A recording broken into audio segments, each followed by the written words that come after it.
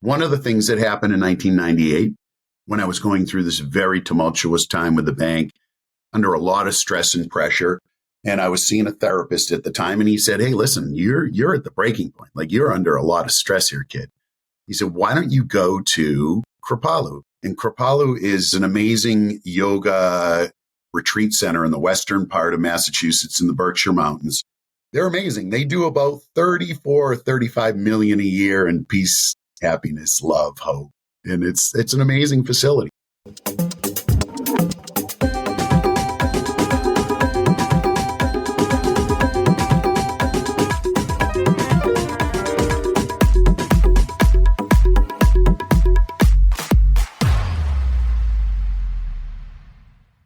Imagine it's 12 months from now, and you've achieved your major life goals. How does it feel to be in the best shape of your life? To wake up energized, excited about the day? To have great relationships and friends who support you and propel you forward? How does it feel to have an excess of money, to be able to make the choices you want? To be fearless and open to trying new adventures? Imagine being connected to the universe and it providing everything you desire. It's possible over time, and your past does not dictate your future. The only thing holding you back from this vision is you. It's time to take control of our thoughts and use them to our advantage. Welcome to Richer Soul, where we achieve our dreams and bring balance to health, wealth, relationships, time, and spirituality. If you have not had a chance to listen to episodes 1 through 9, I encourage you to go back and listen to the framework behind Richer Soul and how to create the life of your dreams. You can also find all the show notes for this episode at richersoul.com. Today's guest is Mark Worcester, who will share how he escaped the Matrix, and you can too. Today's quote comes from George Gurdjieff. "If you wish to get out of prison, the first thing you must do is realize that you are in prison. If you think you're free, you can't escape." Most people have no idea they're living in a prison they created. And if you don't know, you will never escape the Matrix. And that is our topic today. The reality is, most of the Western world is stuck in the Matrix. But you can choose to leave, and it is a choice. Our guest Mark is an entrepreneur, leader, fitness guru, business life coach, psychedelic healthcare professional, and a nurse. He's had considerable success in life. Now he's doing what he really wanted to do and having fun doing it. And he's bringing about new ways for us to have a better life. His legacy statement is, "I am the vessel that inspires people to step outside their human experience and embrace their true nature." Let's meet Mark and learn how. Welcome to Richer Soul, Mark Worcester. It's great to have you join us today. Rocky, thanks so much for having me here. And I am excited to learn from you today. We always like to start at the beginning. What was it like when you were growing up, and how much did your family and school teach you about money? Well, I gotta tell you, I had a good childhood. I lived near both sets of grandparents, so I had a lot of love from them. And, I come from a family structure of people who trade their time for money, and they go to work for somebody and they work through their whole lives, and then they retire and die. And that's it. That's the whole course of their lives. And so, both sets of grandparents obviously were in the Great Depression. So their story with money and their relationship with money was one of, you save everything and you never spend any money.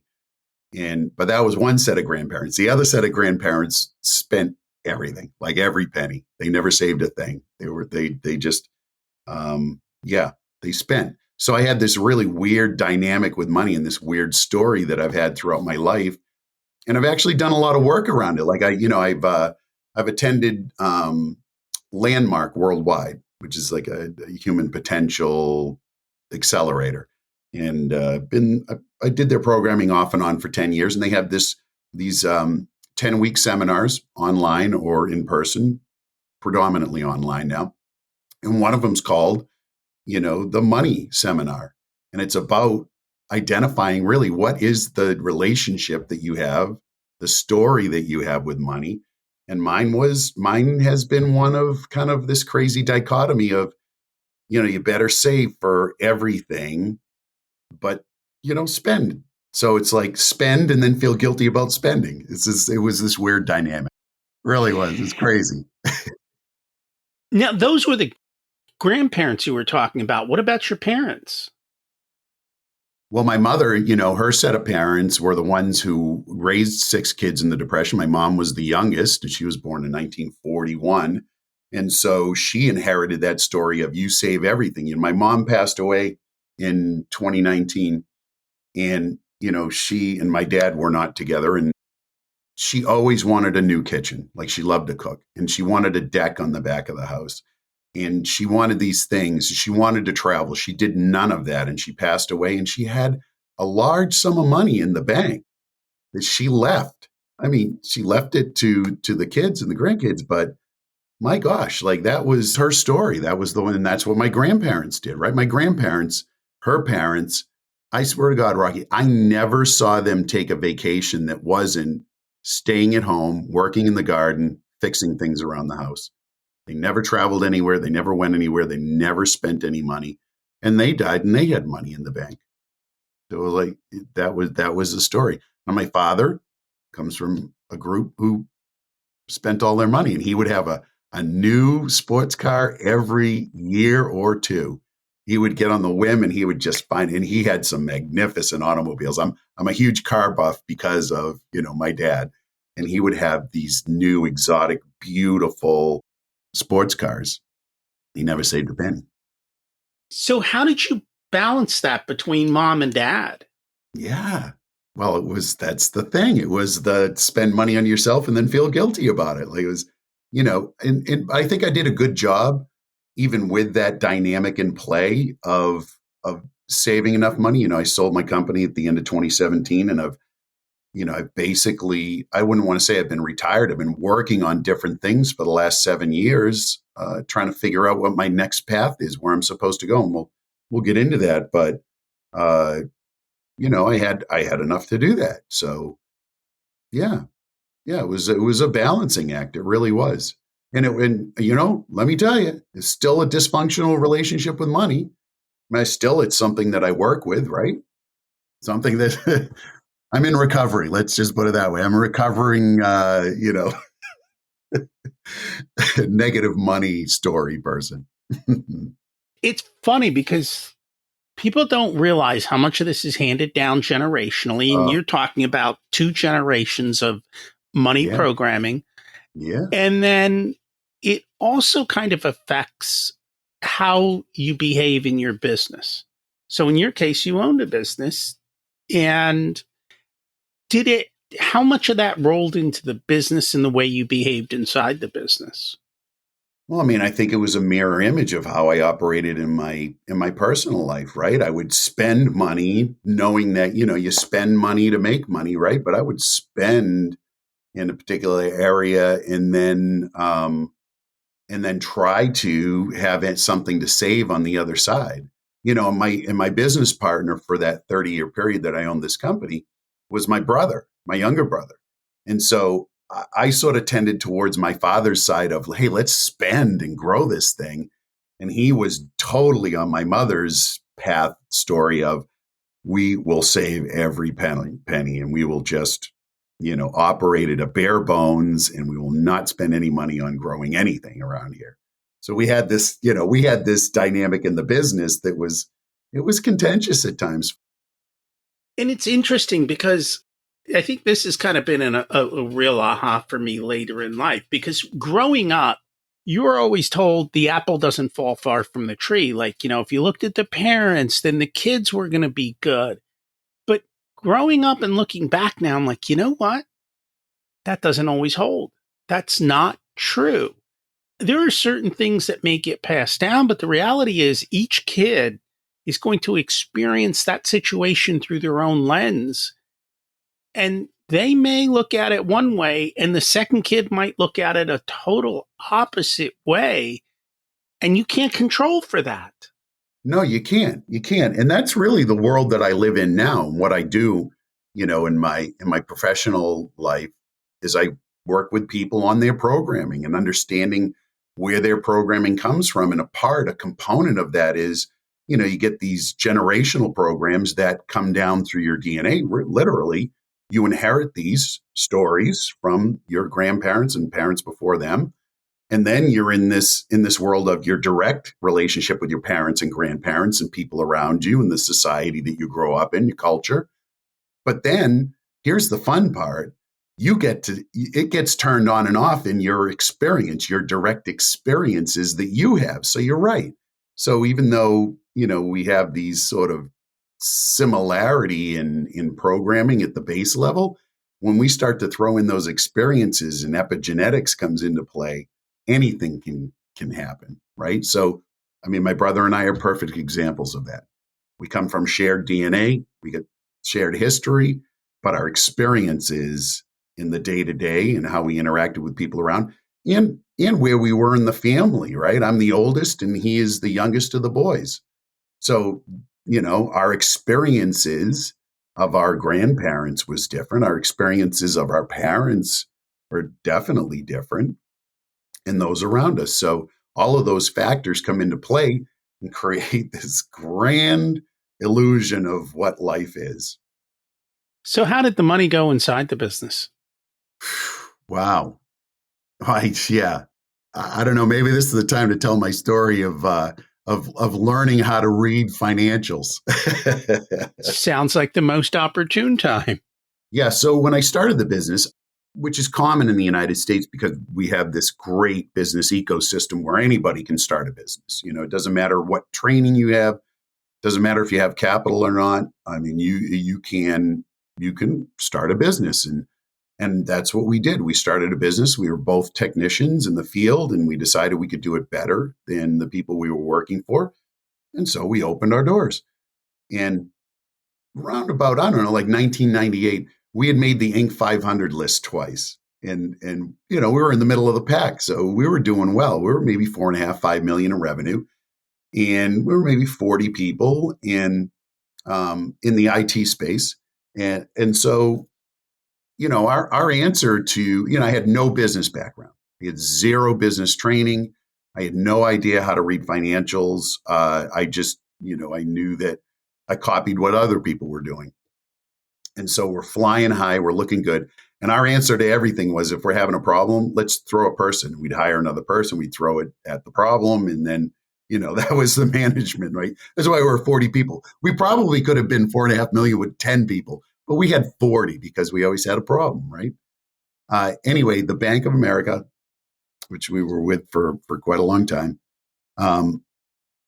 at that particular time in the 90s, if you remember, it was a pretty good economy. Bill Clinton was the president. It was a good business climate, right?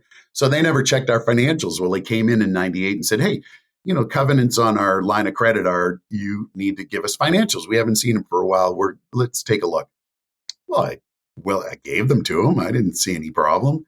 And they came back within a week and said, listen, that $300,000 that you have out on our line of credit, you got 30 days to pay it. And I'm running lean. There was no way I was going to come up with $300,000. So for the next year, I learned the greatest business lesson of my life is in regard to reading financials and understanding a balance sheet, and cash flow, and an income statement, a P&L, because we had the luxury of paying the Bank of America $2,500 a month to be in forbearance, which meant they had this guy that came in and whacked me over the head with a sledgehammer every week. What are you doing? Where's our money? It was great. It was great. It's a beautiful game. But I really did, Rocky. I learned the greatest lesson on how to really understand that it's not about how much you have on the revenue line. It's how much you have at the end of the day when everything is said and done at the bottom. And so I had to start driving toward that net profit. Like, what is our net profit going to look like, as opposed to, let's try to get as much revenue as possible. This is normal behavior inside of businesses. isn't it? It is. And I think that's the dirty secret that nobody talks about is the Right. fact that most businesses, especially on the smaller side, when I say Mhm. smaller side, I'm going to say sub 10 million in revenue, I which would is a say I lot would of consider that a revenue. small business. Yeah. Yep. And yet many of them, money is just like flowing inappropriately throughout their business. And depending on their money scripts, then they behave like that in business. And when I work with clients, because I work with these businesses and this is what we help them with, the first questions we ask is the same question I asked you to start this podcast. I'm like, tell me about growing up and tell me about how you learned about money. It's literally the first question of our first session where we work together because I realize how they behave personally and their behaviors and money are going to leak into the business and we're going to have to fix them. They can't help but leak into the business because They that can't. is their relationship to money. That is the story that they carry about what money is. I mean, money is just a concept, right? I mean, it's been represented by many different things over the course of history. It's a concept. And so what's our concept of what money is in our lives? And you're exactly right. Yeah. So that was a hard lesson. It was beautiful. Now I've been a member of Entrepreneurs Organization for about a dozen years. And, you know, so I've got to be in very tight knit groups where, we share everything. And it was shocking to me after having gone through this experience with the bank. I just assumed that everybody else knew that they should be looking at their financials after that. I felt a little bit ashamed. I'm like, oh my God, everybody else knows this, and that's why they're so successful. But I would have friends that would have businesses, as you said, 5, 6, 7, $10 million businesses. They had no idea what was going on day to day. They just happened to be in a particular industry that was throwing cash, that was throwing money. And, it wasn't because they were able to read their financials and understand what they could be doing. So they left a lot of money on the table, Rocky. They did. And that's the Mhm. whole reason that I became a profit first professional. And that's the whole reason that I utilize that system because it Mhm. solves that problem and it solves it so easily and efficiently. And it's the way I've always handled my money. Yeah. And so it made total sense to go ahead and do that. And I know Mhm. you've actually implemented profit first in your business. It's funny. We got connected through a mutual friend. No idea that you did profit first. And we had our first call to kind of flesh out, see what we were going to do. And I was just so happy to see that that's what you're doing because I love profit first. So I read the book, and Michael was going around doing speaking gigs, and I got a chance to meet him and hear the story and understand intimately and implement profit first. I guess what I love about it is that it's so simple, but such a profoundly powerful way of running your business and your life. Hell, Life is pretty simple. Doing yeah, simple is hard. yeah. See, It's simple, not easy. That's what I like to say. You're pushing up against whatever story you have with money from, well, as we've discussed, childhood, and yeah, it's hard. but I think what it is it is a system. And when Mhm. you implement systems and you follow and you measure, you have success. And that goes to any part of life, It's a right? it's a great game. Yeah, it's a It's a great great game, and if you game. understand the rules of the game and you apply the appropriate strategy, you're going to win the game. Correct. What Mhm. gets measured gets improved. And it's the same thing when you come up with a business plan, a life plan, any sort of thing. When you define your target and say, this is what I want, and then you hold yourself accountable to do what you said you would do, and you go the right direction, everything else falls into place. And it's not that hard, but it surprises me how few people actually do it.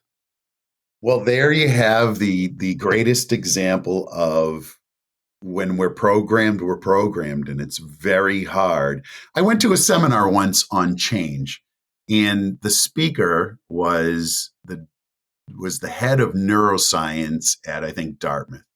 And his first statement was, "Hey, here's the good news. You behavior can be changed." Now here's the bad news. It's not easy. Like, it's almost impossible. Like, it just gets, we're so ingrained with those patterns for the behaviors that we display, that trying to change those, it's a task. It's a task, but there are things that you can do, right, to facilitate that. There are things you can do to facilitate that, and I'd love to hear if you have certain ideas on that. Boy, I have been in the change game forever. If you look at my history of, experiences, I'm the type of person who will go into something, consume it 100%, feel that I've completed it, and then I just move on. Like, I don't stick with it. Like, one of the things that happened in 1998, when I was going through this very tumultuous time with the bank, under a lot of stress and pressure, and I was seeing a therapist at the time, and he said, "Hey, listen, you're at the breaking point. Like, you're under a lot of stress here, kid." He said, "Why don't you go to Kripalu?" And Kripalu is an amazing yoga retreat center in the western part of Massachusetts in the Berkshire Mountains. And they're amazing. They do about 34 or 35 million a year in peace, happiness, love, hope.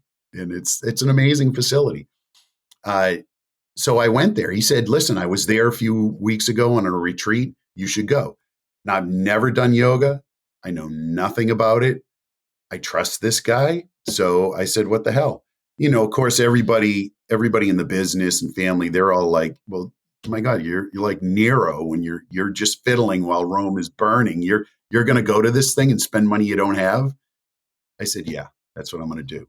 And I went, and I came back, and I immediately enrolled in a yoga instructor training course, which it was very early on in that genre. They didn't have a lot of training courses. And I became a yoga instructor for several years. That opened up a whole new pathway for me. Then I was done, and I moved on to the next thing. But I took all of those tools that I learned in that particular discipline, along with all of the financial things that I learned in business. Like, I pull from all of these different modalities. So are there things that you can do to change? Yeah. I mean, number one, be open, right? I mean, you just have to be open to the idea that there is something more than what you perceive today. And it doesn't matter in what realm you're talking. So I want to touch base on yoga because I think that term is misused in America. It's different from what it was.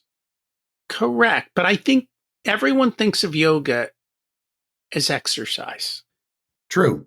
Yeah. Most of the yoga studio, well, I don't want to say most, predominant amount of the yoga studios are about the physicality of yoga, when in fact, yoga is this huge spiritual tradition in India. It's part of religion and spirituality, and this whole huge oh my gosh, I mean, it's just so much more than the physical movement is, right? Correct. And that's what I was trying to bring about. I think most people look at it as a form of exercise, when Hmm. in reality, it is much more about spirituality. But all It of is. that seems to be lost. And there are many different types of yoga, and Oh, each one has its own purpose. And so they are all very, very different. very, very different, very, very powerful. Some of the, I mean, I utilize in my uh, what I do now. I mean, I utilize yoga for sure. Yeah. Out of curiosity, have you read anything from Yogananda? Yes. So he has a book.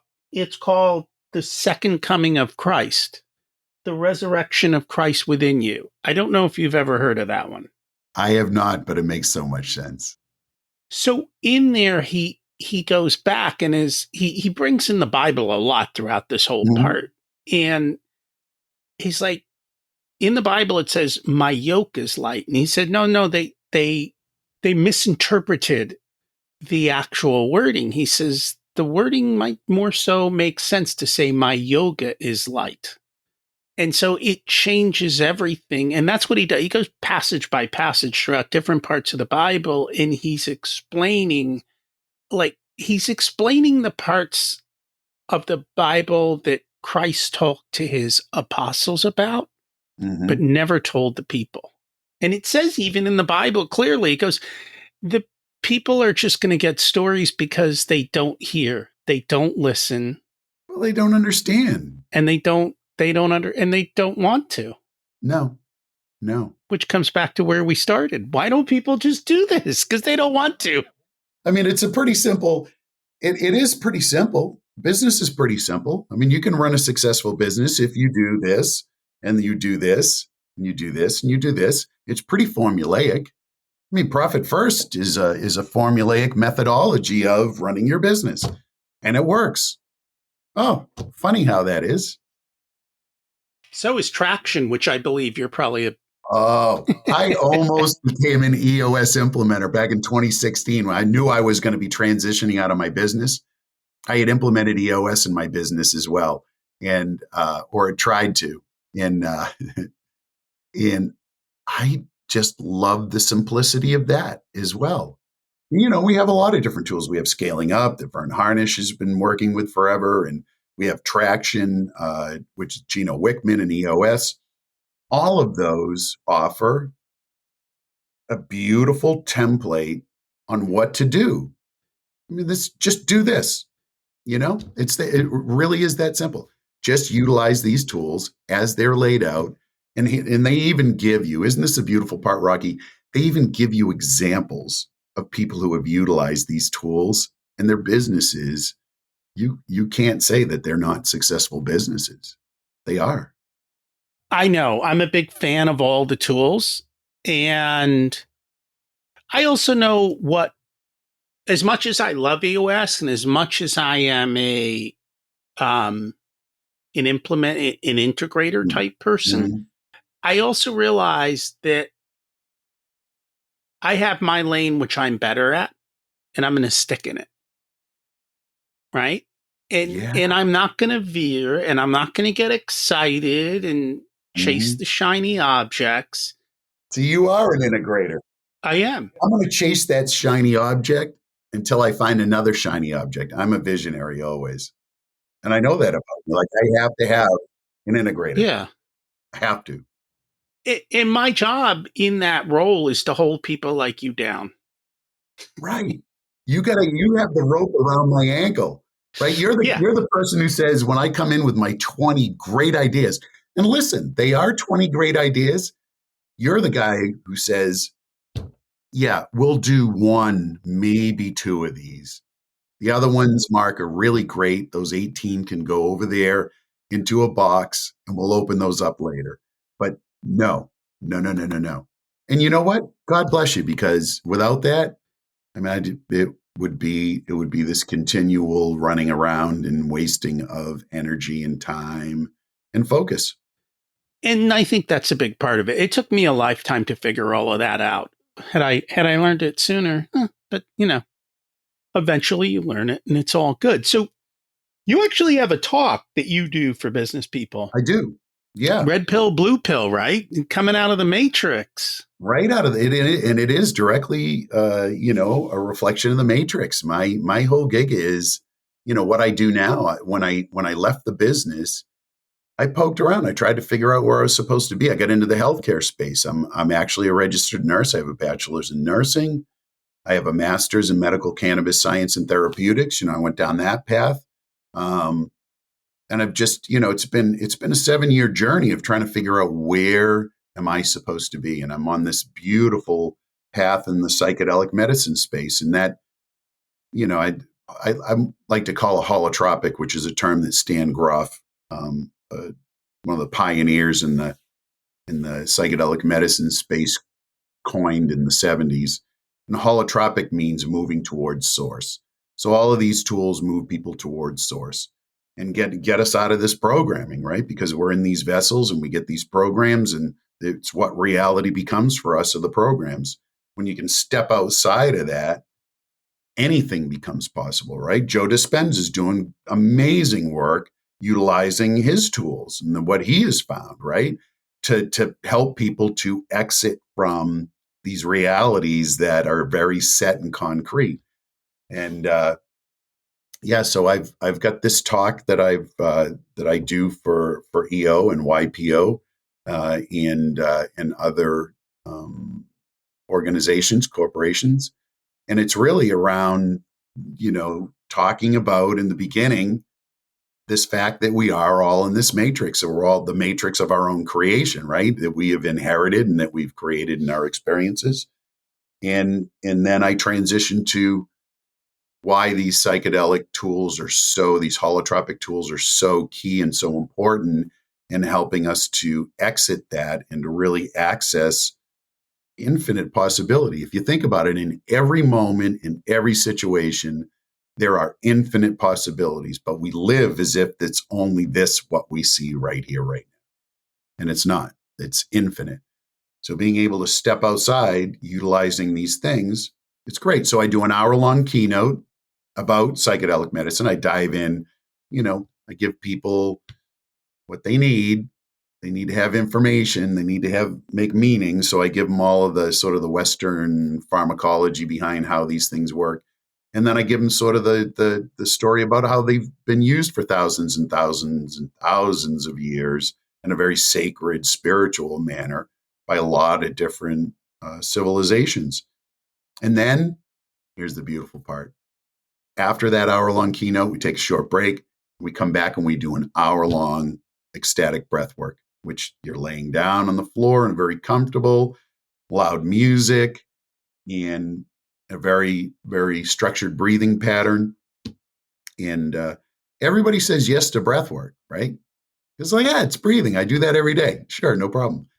But what they don't really understand, and I try to give them the upfront, is that when you're in this mode and you're breathing in this manner with this loud, very intentional music that distracts your conscious mind, and music is a beautiful tool as well in healing and in other ways.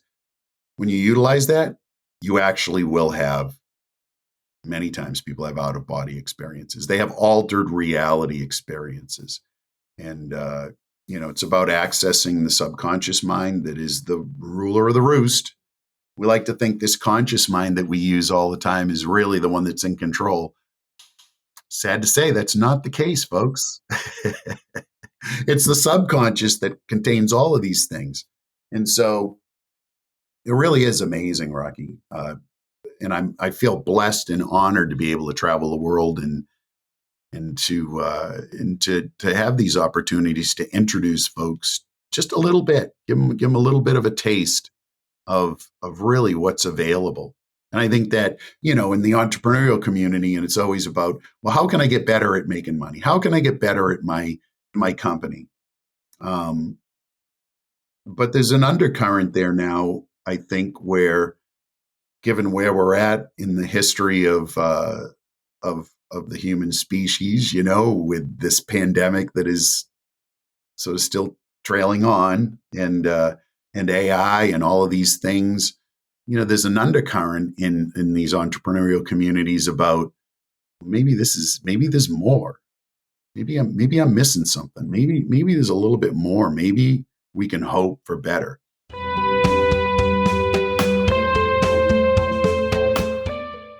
Today's episode is sponsored by Profit Answer Man Podcast. Did you know that most small business owners hate looking at their financials? It's one reason they may struggle with business success. The Profit Answer Man podcast helps them ensure they are profitable and can pay their employees and weather the storms we all have to face. It's built on the Profit First methodology of pay yourself first. The Profit Answer Man podcast is a must listen to for every small business owner and anyone who wants to help them survive and thrive. Check it out on your favorite listening platform.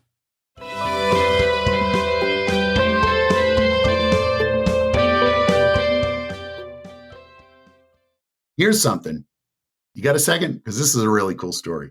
I thought about Yes, this the we other do. day. Okay. I thought about this the other day. I had read, someone had shared the story of the monarch butterfly, right? So the monarch butterfly, it's this tiny little insect with paper mache wings, very delicate, tiny, tiny, tiny pinprick of a brain. Born in Brazil, the trees of Brazil, it travels 4,300 miles to Nova Scotia. Gets up to Nova Scotia. They do what they do there. They come back to Brazil, to the exact branch that they were born on, and reproduce. So I was thinking, my gosh, if this little thing can navigate all that intricacy of how to, making this 4,300-mile journey as a tiny little paper mache being, imagine what we're capable of when we can step outside this restriction that's in place. Like, my hope is that we live in a world that everybody has everything that they need. Could we solve world hunger? Of course we can. There's plenty of food. Do we have the logistics? Absolutely. Do we do it? No, because we're stuck in this matrix of a story. So hey, let's be monarch butterflies. Let's live to our capacity, I guess is what I would say. I am with you on that. And the older I get, the more I realize how much of the stories just aren't true or were made up. Like when you go back and you realize how it came to be, like, oh, right, that was just accidental, or it was a misunderstanding, or it was improperly translated, or it was somebody's ego or fear that caused all of these situations to occur. And when you let go of it all kind of works out. It's funny because I took a class on breath work, and as part of that class, they had a guest, and the guest introduced me to ketamine. And what really intrigued me about ketamine was it's a drug that allows for neuroplasticity. It allows you to reprogram yourself much faster. It allows you to rewrite all of this and put down new paths and to do it in a simpler way. And so that's been interesting to see. I mean, it is. I'm sorry to cut in. Yeah. Ketamine was my first reintroduction into the psychedelic medicine space.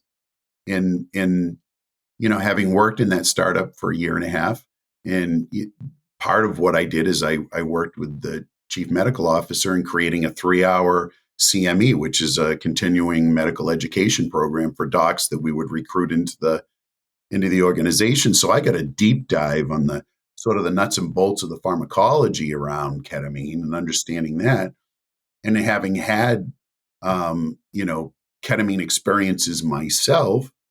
One of the things in my backstory, with all of the successes that I've had and all of the things that I've done, behind that was a diagnosis of treatment-resistant depression.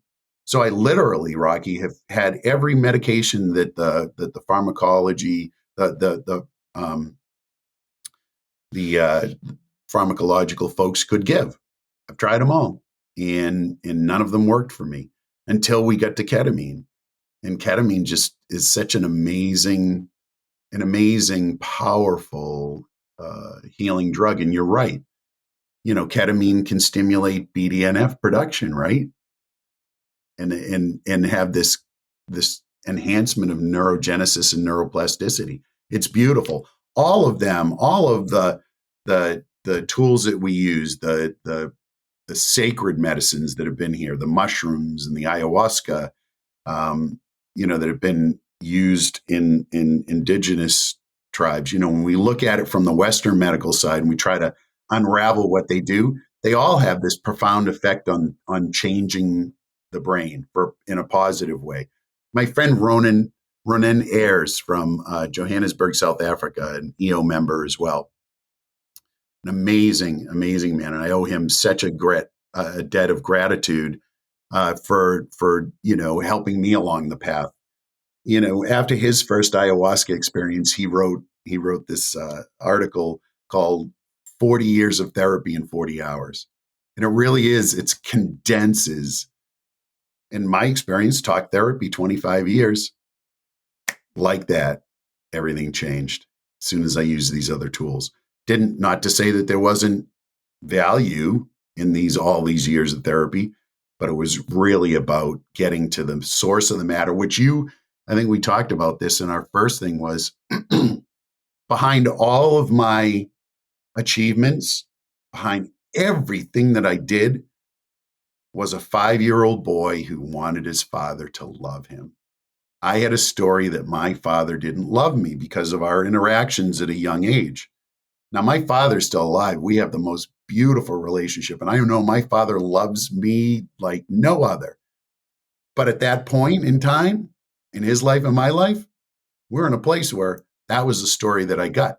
So my whole life was about making you like me, making you love me. Hence my father loved me. And it was always about, I'm going to do these great things because it's going to impress you and you're going to love me. So I always had to have that validation. Psychedelic medicine, all of the things really that I've done, whether it was yoga and meditation and breath work and sacred medicines, all of them have contributed to this amazing space that I live in. I've been medication free for 4 or 5 years now.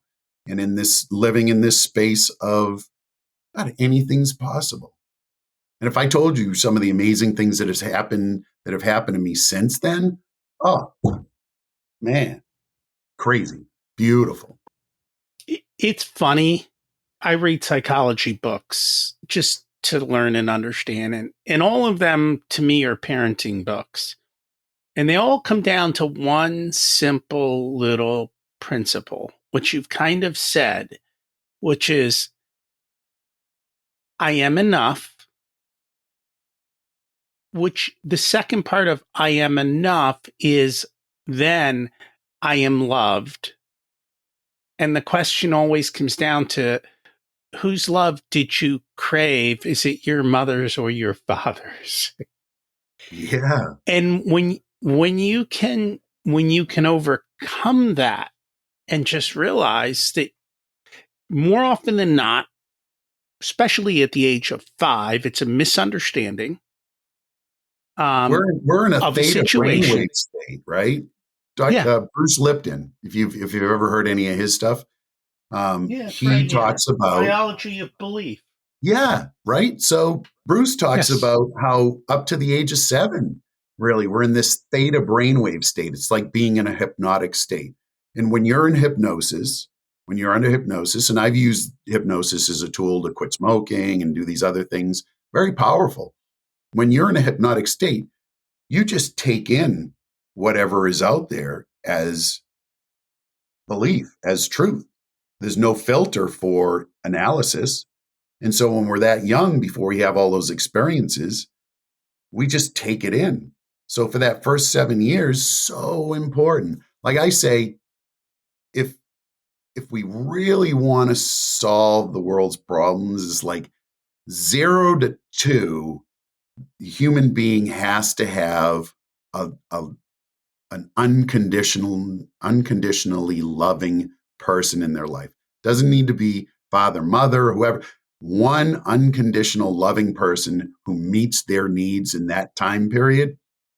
Then we have the attachment issues that everybody seems to have, including me. I had some attachment issues, and I had a very loving mother.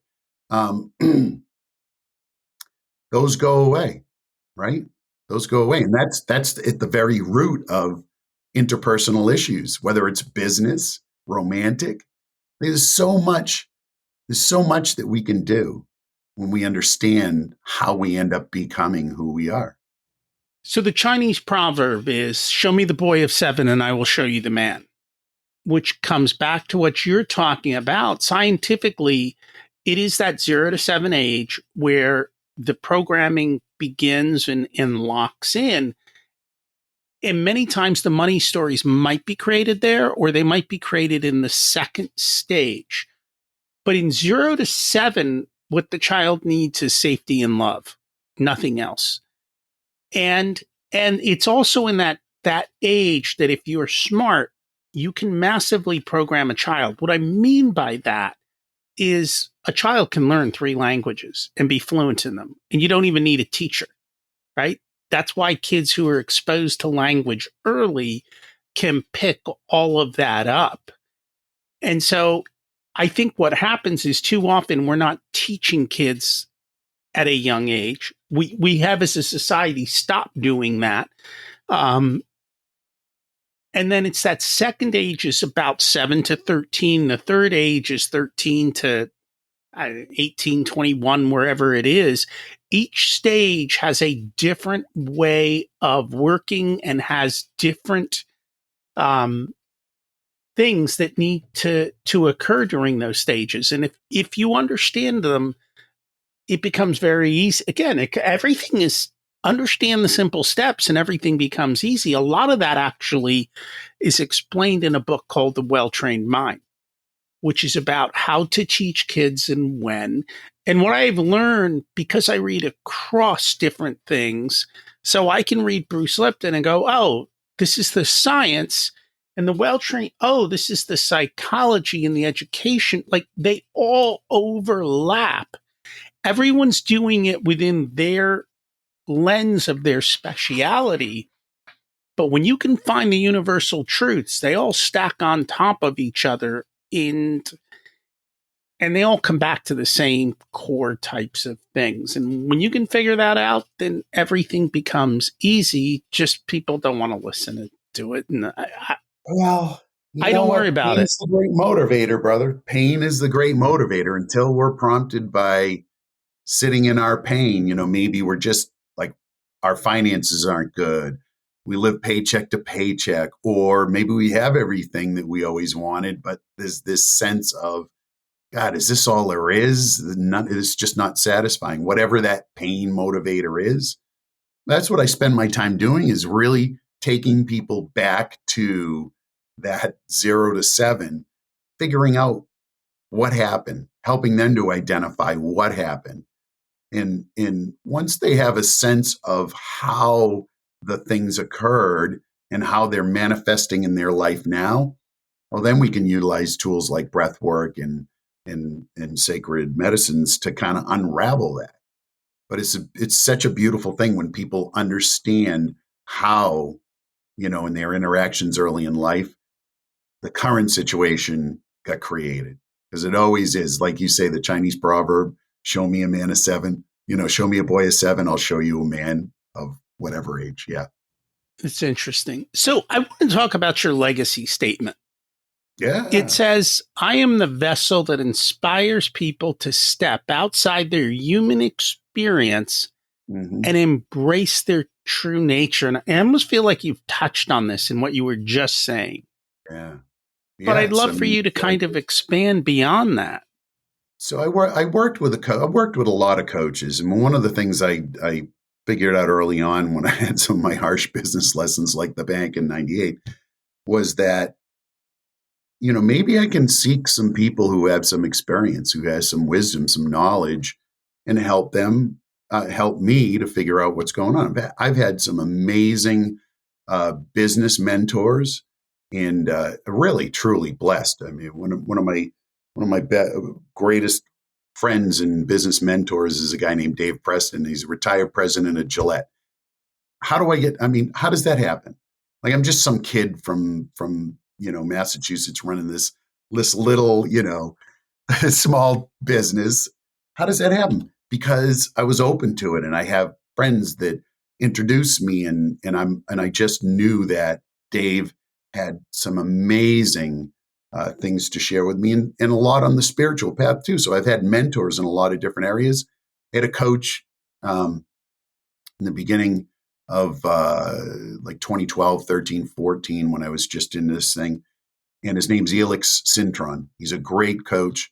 And we worked on creating a legacy statement. And so this took me a while to kind of dig in. And I knew I was going to be exiting my business. And I came through, I always am a voracious reader. So I was doing a lot of reading at the time. And I came up with this particular legacy statement, and it just fit who I am and what my calling is. And that is, I inspire people by what you share about my vulnerability and all the things that I've been through, um, to step outside like this human experience, these programs, the vessel that we live in for this short experience, this ride we have, and to get to the true nature, which is not this, right? True nature is so much more than that. Um, and so that's my role in the world. That's what I'm up to. That's my big game. And I could have just stayed with the business that I had for 30 years. I didn't have to work hard. Had every toy. Buy, motorcycles. I was divorced. I was, so I'm living a single life. Don't have to work hard. Everybody does their job. Everything's great. I got rid of that. Like I sold it. It's gone. Like I got rid of that. When I sold the company, I sold my house, which I had lived in the same place my whole life.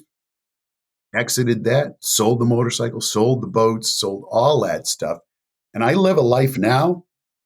I can't even describe how delicious it is traveling the world, working with people on exiting this for a moment and getting to their true nature. And I don't have a home per se. People ask me, Rocky, I get this all the time. They say, so where do you live? And it's a hard question for me to ask. I'm on my 11th move since the beginning of the pandemic. And so some of my stuff is in Raleigh, North Carolina, because I'm helping my son to renovate a house that he has there. But that's not where I live. Like I live right here, right now. Like with you right here, right now is where I'm alive. Like where my residence, I don't know. Like I'll be in Bali at the end of January. I'll be alive there. I'll be in India for several months on a speaking tour. I'm gonna be alive there. It's like here I am. And so it's creating this life of living right here, right now. Eckhart Tolle and his beautiful books, The Power of Now, and his follow-on books, loved every one of them. Like we it's just so amazing that as human beings, we always live in this dichotomy of past, present, future, but it's always past or present. Like it's like I look at the past, how we're wired in our physicality, by the way, is to automatically, the subconscious looks at the past to predict what's going to happen in the future. So if I walk into a room full of people, I look at the past to predict what's going to happen now. So we're never really here, right? I help people to live right here. It's such a beautiful life. One of the questions that came up early on and that I tried to show people is we can be woo-woo and have a lot of money. Listen, I went in the Marine Corps when I was 17, brother. We don't speak woo in the Marine Corps. Like that is verboten. We don't speak woo at all. And yet here I am. I love woo. Like it's my jam. It's where I am. But I almost think today's Marine Corps, if you're a Navy SEAL, you're practicing woo. We might not call it that. A lot. If you read the book Stealing Fire, if you haven't read that book, read that book Stealing Fire. It chronicles how the Navy SEALs, specifically the Navy SEALs program, they try to bring their people into flow. And what's flow state is this state of like non-analysis. It's like you're in the moment. So when they're in mission, nobody has to think about anything. They just flow as one unit. So they utilize the tools. They utilize the tools that we're talking about, for sure. And I have read that book, and that might be where this came from. But in that moment, they don't have to communicate at all. Like they just know. And unless the group can create that, they don't get to go. Right. It's the same thing with playing an instrument. I played guitar since I was 15 years old. And I'm okay on the guitar. I picked it up, maybe a year and a half ago. And I am so exponentially better. But there's a point when you're playing music, when you're playing a song, where You step outside of playing the song and the song plays you. You become the music, and it's a sublime, amazing experience. And that's what we're talking about. We're talking about that flow state of stepping into or out of this into that, because that's what's available, is being in that moment. It's not, and that moment, by the way, Rocky, isn't available here in the past or out in the future. Like, it's only here. And when you can run your business from flow state, Oh, all of this goes together, right? And that's what I think people need to realize. It all goes together. it all goes together. That's really, I guess, what my message is throughout this red pill, blue pill, and all of the things that I do is like, yeah, this will impact you in a positive way in your business. Absolutely, without any doubt at all. But what it's going to do for you in you as a human being, no comparison. And it's one of those things that they say is ineffable, cannot be explained with words. Like, you need to experience it yourself. I love it.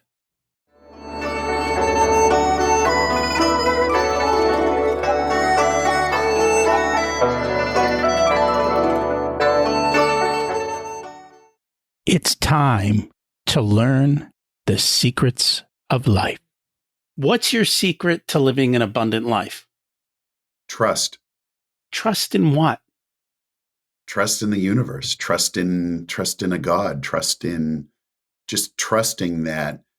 If I look back over the course of my life, I worried about a lot of things that never ever came true. And it's one thing that my grandfather, who never said anything about anything, my father's father, he never shared anything at all.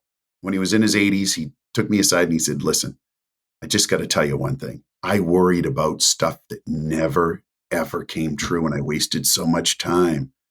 So I trust that everything always, always, always works out for me. Always. You know, it's one thing I never worry about? The sun coming up in the morning. See, the universe works. It's me who messes it up. It's me, right? It's me who gets in the way. Oh my gosh, Yes. Look at that. There it is, the universe at play. What did you learn later in life that you wish you would have learned sooner? Not to worry about what other people think of me. That was something that I just wrestled with so much because, God, I wanted you to love me, right? I needed to have your validation and love. And it just was so excruciating to navigate relationships. And I've been in this beautiful place for a while now of understanding that, and I've heard this said many times, your opinion of me is none of my business. Because I understand your opinion of me has nothing to do with me. It's a compilation of all your experiences and all your programs that are in play. Nothing to do with me. So simple and yet so hard. Oh my gosh. So simple. I know, but it's all those programmings on my side, on your side. You think about it, you get into a relationship with somebody. It's like, are you in a relationship with them? Or are you in a relationship with everybody you've ever been in a relationship with, and this poor person who's now going to take on all of that? And that goes on both sides, right? So, yeah. Well, we could get into that whole thing. If you were to give an 18-year-old one specific piece of wisdom, what would it be? Yeah, just trust. Just enjoy the ride. Like, it'll all work out. Always does. You're here for a great experience. Make it that. And I think that's a big part of it. People don't enjoy the ride. You go on a roller coaster, and when you're on a roller coaster, it has ups and downs, and nobody screams on the ups. Right? Right. Yeah, the enjoyment is on the way down, and yet in life we get a little wacky with that. We do. And let me tell you, one of the things that came into hyper focus for me in the last couple of years, doing these deep retreats that I do, is that the dark times were far greater teachers than the light times, the good times. The bad times taught me so much more. And so I'm so very much grateful for that, for the depression that I had, for all of the, the darkest moments.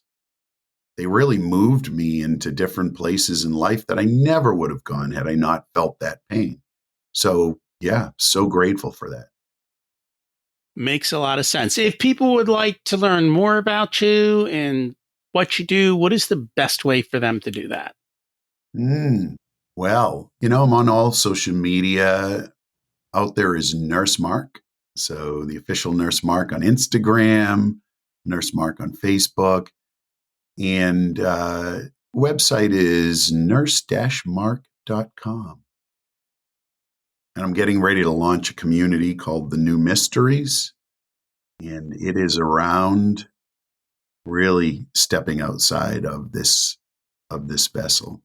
It's programming and content that'll move us through this process to get to this seminal experience that we'll have together. Yeah. Yeah. The New Mysteries. Yeah. I will put that in the show notes. Thank you so much for joining us today. Froggy, thank you so much for having me. It's been such an honor and a pleasure. I really enjoyed the conversation with Mark. It was a lot of fun. I think one of the big ahas for me throughout life is you can be woo-woo and wealthy. As a matter of fact, the more wealthy people I meet who are happy and seem thrilled, they seem to have a whole bunch of woo going on behind the scenes that isn't always seen up front. And there's a lot of other things that they're doing that they don't normally talk about because, quite frankly, they've learned if you share it with the general public, they look at you kind of weird. But that's okay. Because you know what? When you've got money and you're thrilled with life, you stop caring what anybody else thinks. You don't compete anymore. You don't play that game.